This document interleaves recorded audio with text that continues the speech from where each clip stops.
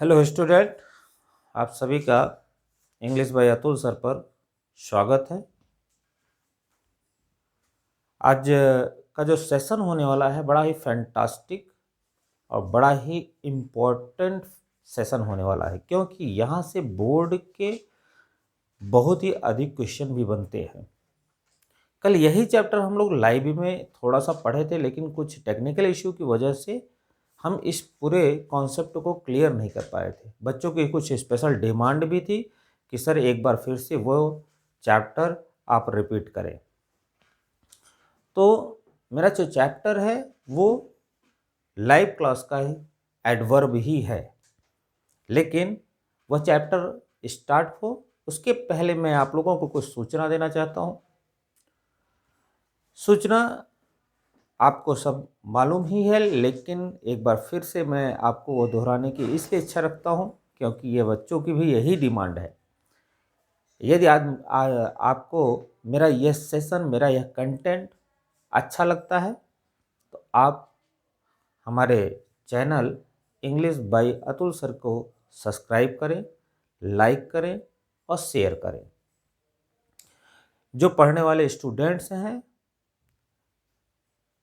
और इंग्लिश में रुचि रखते हैं वो हमारे channel English by Atul sir को ज्वाइन करें, क्योंकि जितने भी हमारे लाइव सेशन हो या रिकॉर्डेड सेशन हो वो सबके सब हम अपने channel, Telegram channel English by Atul sir पर शेयर करते हैं। चलिए हम स्टार्ट करते हैं आज का सेशन, और आज का सेशन है एडवर्ब। एडवर्ब का मतलब है, जो इसकी हिंदी होती है वो क्या होता है? क्रिया विशेषण।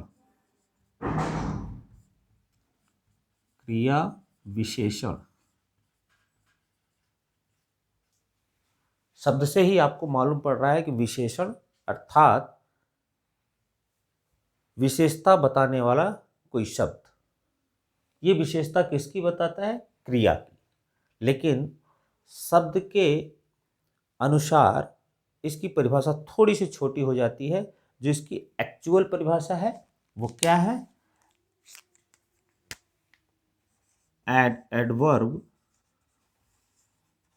is a word which modifies all parts of speech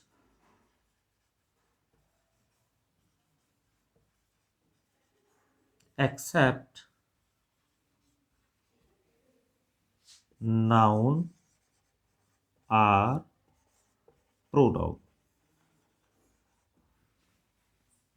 अर्थात एडवर्ब वह शब्द है जो कि मॉडिफाइज, विशेषता बताता है ऑल पार्ट्स ऑफ स्पीच, सारे शब्द भेदों की, एक्सेप्ट सिवाय नाउन और प्रोनाउन। अर्थात नाउन और प्रोनाउन को छोड़कर जितने भी शब्द भेद होते हैं सबके सब शब्द भेदों का क्रिया विशेषण विशेषता प्रकट करता है, उसको मॉडिफाई कर देता है। यहाँ से बोर्ड में जो सबसे इम्पोर्टेंट कंटेंट होता है, जो इम्पोर्टेंट जहाँ से फैक्ट बोर्ड में सीधे आते हैं, वो इसके सबसे मेन पार्ट जो है इसका adverb of time.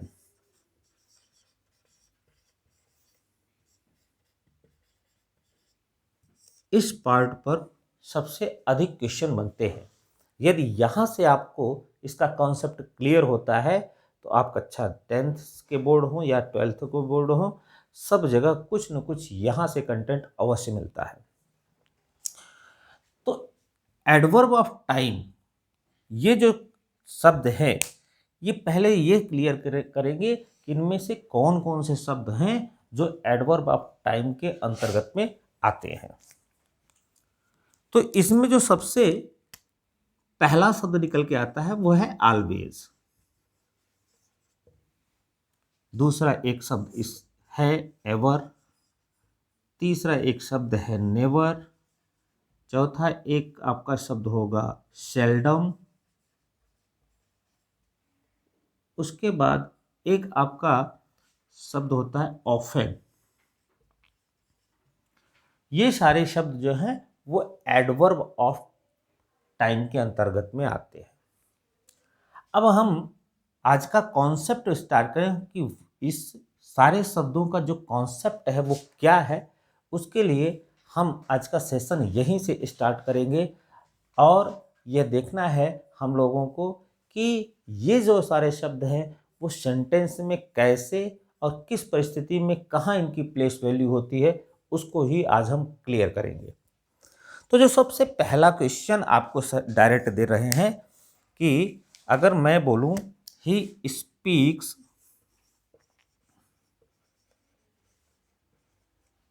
Always truth, इस सेंटेंस को अगर कहा जाए कि क्या यह सेंटेंस सही है या गलत, तो कुछ बच्चों को यह तुरंत लगेगा कि सही है, कुछ बच्चों को लगेगा यह रॉन्ग है। लेकिन वास्तव में क्या होना चाहिए यह जानना हम लोगों के लिए सबसे विशेष विषय वस्तु है। तो आज हम यह जानेंगे कि एडवर्ब ऑफ टाइम का जो प्लेस वैल्यू है वो क्या है। तो इसका जो पहला कॉन्सेप्ट है उसको जान लेते हैं, तब यह अपने आप क्लियर हो जाएगा कि यह सेंटेंस आपका सही है कि गलत है। तो ये पहला जो कॉन्सेप्ट है कि यदि एडवर्ब ऑफ टाइम के जो भी शब्द हैं, अगर ये जिस वर्ब के लिए आ रहे हैं अर्थात जिस वर्ब को ये मॉडिफाई कर रहे हैं, जिस वर्ब की विशेषता को प्रकट कर रहे हैं, वो ये शब्द उस वर्ब के पहले आएंगे। एक बार मैं इसको फिर से आपके सामने लिख दे रहा हूं कि जिस वर्ब की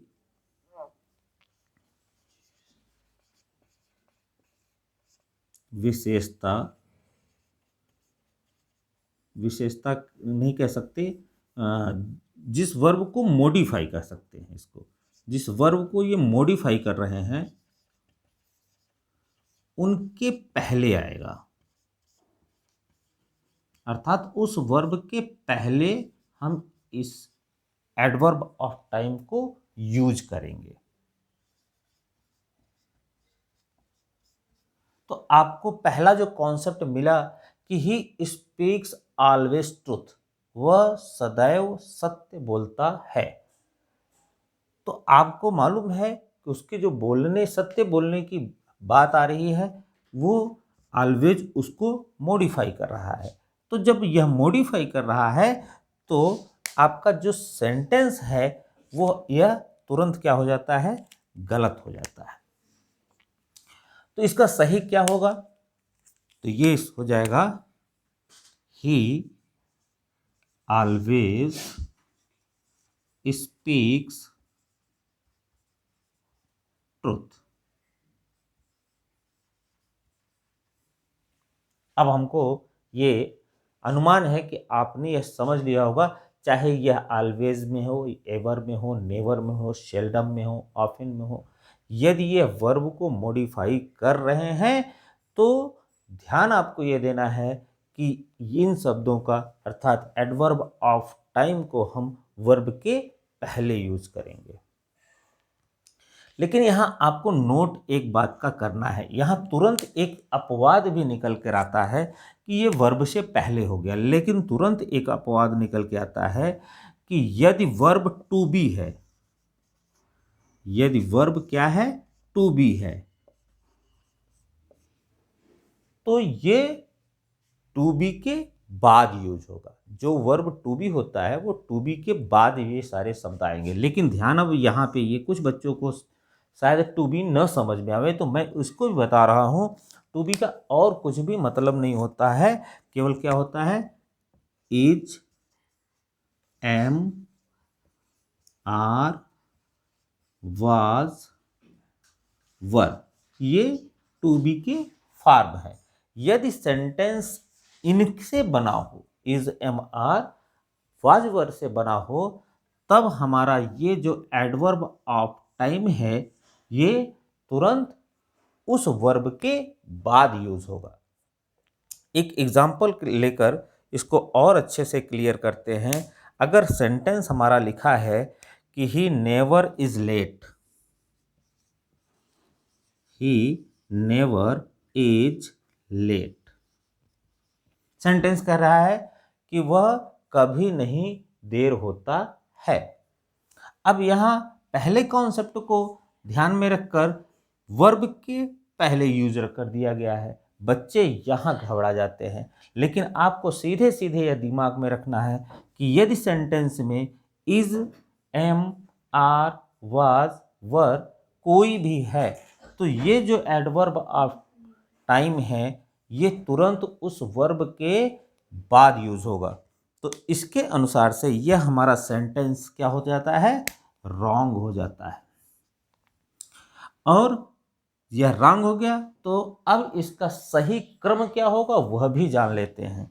ही इज नेवर लेट। अब आपका यह जो सेंटेंस है वो राइट हो गया। तो हमारा अनुमान है कि आपको ये दोनों कॉन्सेप्ट एकदम क्लियर हो गए होंगे। और मैं एक बार फिर से इसको रिवाइज कर दे रहा हूँ और आप ध्यान से इसको एक बार समझ लेंगे तो निश्चित तौर पे आपको पूरी कॉन्सेप्ट को आपके माइंड में सेट हो जाएगा। एक बार फिर से इसको एक्सरसाइज में लेंगे तो निश्चित तौर पे सारी चीज़ें क्लियर हो जाएंगी और इससे रिलेटेड कोई भी क्वेश्चन बोर्ड से संबंधित हो या क्लास से संबंधित हो आपको अब परेशानी नहीं लेनी पड़ेगी। तो मेरा अनुमान है, एक बार मैं फिर से क्लियर करता हूं, एडवर्ब ऑफ टाइम के अंतर्गत में ऑलवेज हुआ, एवर हुआ, नेवर हुआ, सेल्डम हुआ, ऑफन हुआ, ये सारे के सारे शब्द एडवर्ब ऑफ टाइम के अंतर्गत में आते हैं। इसका जो पहला कॉन्सेप्ट है कि एडवर्ब ऑफ टाइम कहाँ यूज होता है, उस यूज के आधार पर ही ये बहुत सारे रूल्स बनाए गए हैं। तो पहला जो आपको कॉन्सेप्ट मिला है वो क्या है कि जिस वर्ब को ये मॉडिफाई कर रहे हैं, अर्थात ऑलवेज हो, एवर हो, नेवर हो, सेल्डम हो, ऑफन हो, अगर ये सारे शब्द जो हैं किसी वर्ब को मॉडिफाई कर रहे हैं तो इनका जो यूज होगा वो वर्ब के पहले होगा। उसके अनुसार से मैंने एक एग्जांपल से आपको समझाने का प्रयास किया है। ही स्पीक्स ऑलवेज ट्रुथ, वह सदैव सत्य बोलता है। देखने में तो लगता है कि एकदम सही है, लेकिन एडवर्ब ऑफ मैनर के, एडवर्ब ऑफ टाइम के कॉन्सेप्ट के अनुसार यह सेंटेंस आपका गलत है। तो राइट आंसर इसका होगा ही ऑलवेज स्पीक्स ट्रुथ। लेकिन हमने वर्ब के पहले कहा तो यहां तुरंत आपको ध्यान रखना है कि इसका एक अपवाद साथ साथ लगा होता है, एक्सेप्शन साथ साथ लगा होता है। वो एक्सेप्शन क्या है कि यदि हमारा sentence is, am, are, was, were इन चारों में से इन पांचों में से किसी एक से भी अगर वाक्य यह बना हुआ है तो आपका जो एडवर्ब ऑफ टाइम वर्ड है वो वर्ब के बाद आएगा। आप उसके अनुसार से देख सकते हैं, एग्जाम्पल में है ही नेवर इज लेट अगर लिखा है तो यह सेंटेंस आपका रॉन्ग है। वास्तव में इसका जो सही आंसर होगा he is never late. Is that clear? अब हमको लगता है कि हमको तीसरे कॉन्सेप्ट पर चलना चाहिए। दो कॉन्सेप्ट आपने यहाँ पे सीख लिए हैं।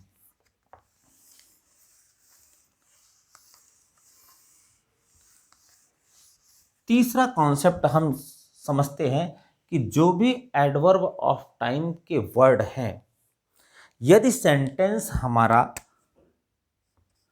हमारे सेंटेंस में ट्रांजिटिव वर्ब है, आपको ध्यान रखना है कि यदि सेंटेंस में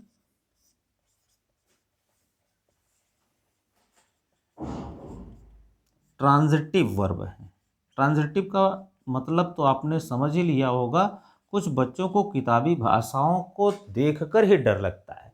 ट्रांजिटिव का मतलब और कुछ नहीं होता है। ट्रांजिटिव का मतलब होता है कि जिस वर्ब में ऑब्जेक्ट हो। अब यहाँ पर फिर से क्लियर करना पड़ेगा कि ऑब्जेक्ट क्या होता है, तो वो भी आपको ध्यान से समझ लेना पड़ेगा कि हम ट्रांजिटिव वर्ब को खोज करने के लिए किसके पास जाते हैं, वर्ब के पास। पहले कॉन्सेप्ट क्लियर कर लीजिए तब ट्रांजिटिव। यदि वह सेंटेंस में ट्रांजिटिव वर्ब है तो ये जो एडवर्ब होते हैं ये ऑब्जेक्ट के बाद, यदि ध्यान रखेंगे, यदि सेंटेंस में ट्रांजिटिव वर्ब है, ट्रांजिटिव का मतलब क्या है, जब वर्ब में ऑब्जेक्ट हो, तो ध्यान रखेंगे सेंटेंस अगर ट्रांजिटिव वर्ब में है तो एडवर्ब, जो एडवर्ब है वो ऑब्जेक्ट के बाद आएगा, ऑब्जेक्ट के बाद आएगा। तो ऑब्जेक्ट के बाद आएगा, तो ट्रांजिटिव वर्ब पे भी थोड़ा सा, अब तो ये क्लियर हो गया कि ऑब्जेक्ट के बाद होगा, लेकिन ट्रांजिटिव वर्ब को थोड़ा सा समझ लेना जरूरी है कि यदि कोई सेंटेंस है, मैंने जैसे एक सेंटेंस लिखा और वो सेंटेंस है राम प्लेज फुटबॉल डेली। अब हमको पता करना है कि इस सेंटेंस में ट्रांजिटिव वर्ब है कि नहीं। तो आपको कुछ भी नहीं करना है, केवल सीधे किसके पास जाना है, वर्ब के पास। किसके पास जाना है, वर्ब के पास। तो हमने देख लिया वर्ब हमारा प्लेज है। हम इससे दो क्वेश्चन करेंगे। पहला क्वेश्चन हम करेंगे व्हाट और दूसरा क्वेश्चन करेंगे हुम। व्हाट और होम का क्वेश्चन करेंगे, किससे करेंगे, वर्ब से। अगर वर्ब हमारा इन दोनों में से किसी एक का भी आंसर दे रहा है तो आप ध्यान रखेंगे तब हमारा वर्ब ट्रांजिटिव है।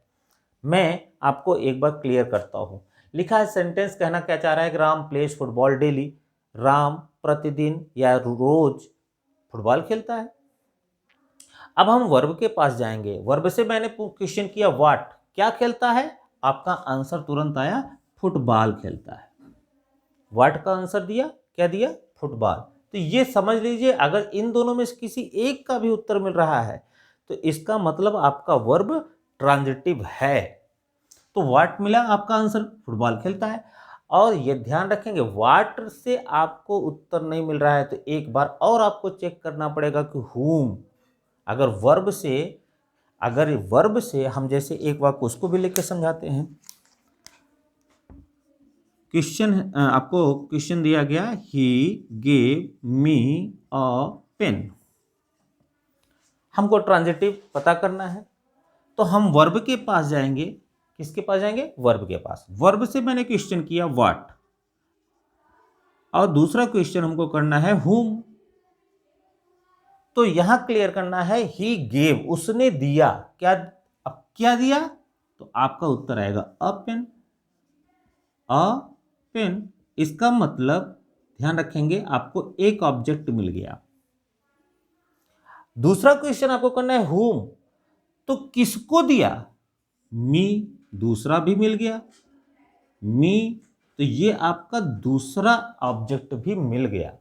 तो क्लियर आपको यह ध्यान में करना होगा कि किसी भी वर्ब के पास जाकर व्हाट और हुम का क्वेश्चन करने पर जो भी उत्तर आपको मिलता है वो हमारे ट्रांजिटिव कैटेगरी के अंतर्गत में आते हैं। अगर इन दोनों में से किसी का उत्तर नहीं मिला इसका मतलब हमारा जो सेंटेंस है वो इनट्रांजिटिव वर्ब में है। वो किस वर्ब में है, इनट्रांजिटिव में।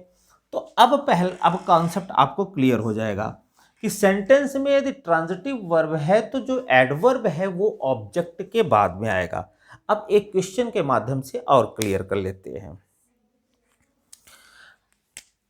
अब अगर मैंने क्वेश्चन लिखा Ram my father beats bitterly me। अब मैंने ये क्वेश्चन लिख दिया my father beats bitterly me. Question का सेंस ये है कि मेरे पिताजी मुझे बहुत जोर से मारते हैं। अब हमारा कॉन्सेप्ट क्या है उसको भी क्लियर कर लीजिए कि यदि वर्ब हमारा ट्रांजिटिव है तो हम जो भी एडवर्ब यूज करेंगे वो ऑब्जेक्ट के बाद यूज करेंगे। तो मेरे पिताजी मारते हैं, क्या, उत्तर नहीं निकला। किसको, मुझे। किसको? मुझे। अब इसका मतलब ये है कि हमारा जो वर्ब है वो ट्रांजिटिव है, और जब ट्रांजिटिव वर्ब है तो हमारा जो एडवर्ब आया है वो ऑब्जेक्ट के बाद होना चाहिए। वो किधर होना चाहिए? वो ऑब्जेक्ट के बाद। तो इसके अनुसार से आपका जो आंसर होगा वो क्या हो जाएगा? My father beats me bitterly. आपको ये भी कॉन्सेप्ट मुझे अनुमान है कि अब क्लियर हो गया होगा। फिर इसका चौथा कॉन्सेप्ट भी अब हम तुरंत इसी समय ही सीखेंगे, और इस तरीके के लास्ट कॉन्सेप्ट में हम लोग पहुंचे। तो चौथा आपका जो कॉन्सेप्ट है, पहला तो ट्रांजिटिव का आया, अब इनट्रांजिटिव भी ध्यान में रखेंगे। इनट्रांजिटिव क्या कह रहा है कि यदि हमारा वर्ब इनट्रांजिटिव है तब क्या करेंगे? तब आपको ध्यान रखना है कि सेंटेंस में यदि इनट्रांजिटिव वर्ब है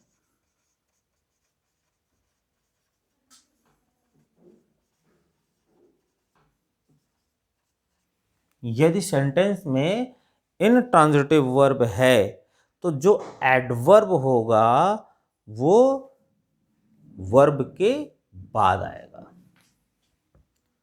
एडवर्ब वर्ब के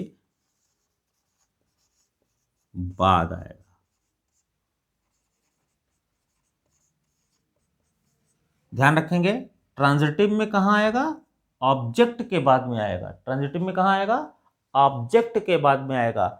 इन ट्रांजिटिव में ध्यान रखना है कि वो वर्ब के बाद आएगा। एक एग्जांपल से और समझते हैं हम। जैसे मैंने एग्जांपल लिखा, ही क्विकली रैन, वह जल्दी दौड़ा। सेंटेंस क्या कहना चाहता है? वह जल्दी दौड़ा। अब यहां पे ध्यान रखेंगे कि रैन के पास हम गए और व्हाट और हुम का आंसर हमने किया, कुछ भी उत्तर नहीं मिला। इसका मतलब इस समय जो वर्ब हमारा है वो इनट्रांजिटिव में है। वो किस में है? इनट्रांजिटिव। और इनट्रांजिटिव में अगर हमारा सेंटेंस हो गया तो हमने क्या बताया कि इनट्रांजिटिव में एडवर्ब किसके बाद में आएगा? वर्ब के बाद में आएगा। तो इसका जो राइट आंसर हो जाएगा वो क्या हो जाएगा? ही रैन क्विकली। मेरा अनुमान है अब यह भी कॉन्सेप्ट आपको क्लियर हो गया होगा। और ध्यान रहे, यह चारों कॉन्सेप्ट आप अपने दिमाग में सेट रखेंगे, क्योंकि यहाँ से बोर्ड में बहुत अधिक एरर के रूप में, फिलर के रूप में क्वेश्चन बनते हैं।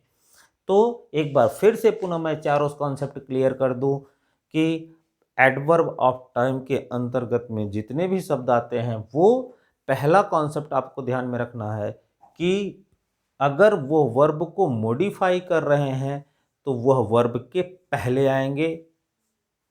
एडवर्ब ऑफ टाइम वर्ब के पहले आएंगे। यदि सेंटेंस हमारा टू बी का है, अर्थात सेंटेंस में is, am, are, was, verb में से किसी एक की उपस्थिति है तो ये एडवर्ब ऑफ टाइम वर्ब के बाद में आएंगे, अर्थात टू बी के बाद में आएंगे। यदि सेंटेंस में हमारा ट्रांजिटिव वर्ब है, ध्यान रखेंगे ट्रांजिटिव के लिए हमने आपको फार्मूला भी दे दिया है कि व्हाट और हुम से ट्रांजिटिव हम क्लियर कर सकते हैं। अगर व्हाट वुम का आंसर नहीं मिल रहा है तो सेंटेंस में हमारा इनट्रांजिटिव वर्ब है। तो ट्रांजिटिव अगर सेंटेंस है तो ध्यान में रखेंगे वह ऑब्जेक्ट के बाद में आएगा। जो ये एडवर्ब हैं वो किस में आएंगे? ऑब्जेक्ट के बाद में आएंगे। ये इनट्रांजिटिव में है तो वो वर्ब के बाद में आएंगे। ये चार कॉन्सेप्ट हमने आपको दिया, और अनुमान है कि ये चारों कॉन्सेप्ट अब आप एकदम क्लियर कर लिए होंगे। तो ध्यान में रखेंगे कि यदि आपको हमारा ये कंटेंट अच्छा लगा है, ये कॉन्सेप्ट अच्छे लगे हैं और आपको समझ में आया है, तो निश्चित तौर पर यह कंटेंट आप लाइक करें, शेयर करें, सब्सक्राइब करें। हमारे channel English by Atul sir को टेलीग्राम पर ज्वाइन करें और हमारे चैनल को सब्सक्राइब करें। धन्यवाद।